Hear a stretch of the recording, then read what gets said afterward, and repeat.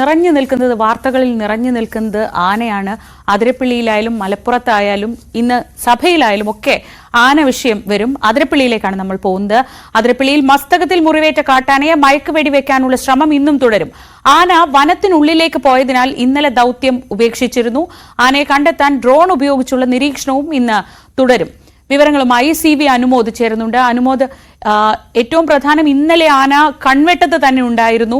അതിന്റെ പൊസിഷൻ എല്ലാം ആദ്യം തന്നെ ദൗത്യം തുടങ്ങുമ്പോൾ തന്നെ അത് തൊട്ടടുത്തുണ്ട് എന്ന സ്ഥിതിയിലാണ്. പക്ഷേ ഇന്നാവുമ്പോൾ റിസർവ് വനത്തിനുള്ളിലാണുള്ളത്.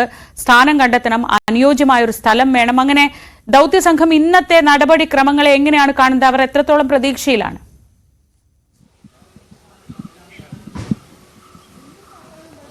ശ്രീജ, ഏറ്റവും ഒടുവിലായിട്ട് ഇപ്പോൾ വനംവകുപ്പിൽ നമുക്ക് ലഭിച്ച ഒരു വിവരം, ആന കയറിപ്പോയ മേഖലയിൽ ഇന്നലെയും ഇന്ന് പുലർച്ചെയുമായി നടത്തിയ തെരച്ചിലിൽ ഒരാനയെ കണ്ടെത്തിയിട്ടുണ്ട് എന്നുള്ളതാണ്. അത് പരിക്കേറ്റ, മസ്തകത്തിൽ മുറിവേറ്റ ഈ ആന തന്നെയാണോ എന്നുള്ളത് സ്ഥിരീകരിക്കേണ്ടതുണ്ട്.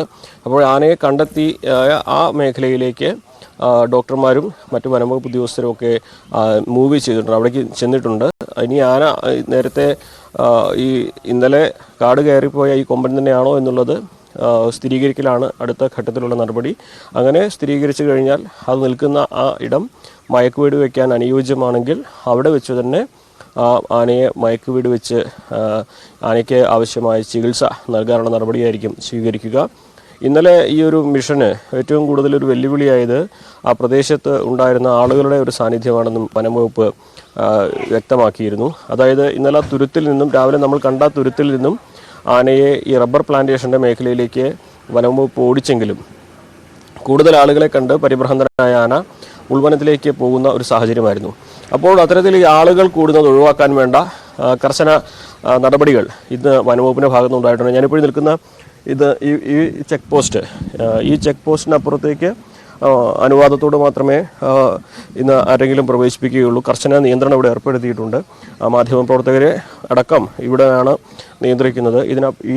ഈ വഴി ചെന്നെത്തുന്നത് ഇപ്പോൾ ഈ ദൗത്യം നടക്കുന്ന മേഖലയിലേക്കാണ്. ഇവിടുന്ന് ഏകദേശം 2 കിലോമീറ്ററോളം ദൂരമുണ്ട് നമ്മൾ ഇന്നലെ ആന കയറിപ്പോയ, ഉൾവനത്തിലേക്ക് കയറിപ്പോയ ആ മേഖലയിലേക്ക്.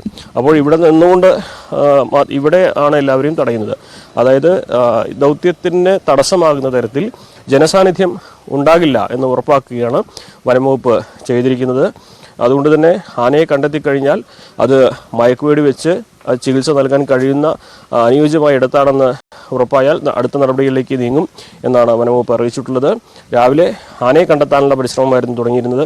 എന്താണെങ്കിലും ഇപ്പോൾ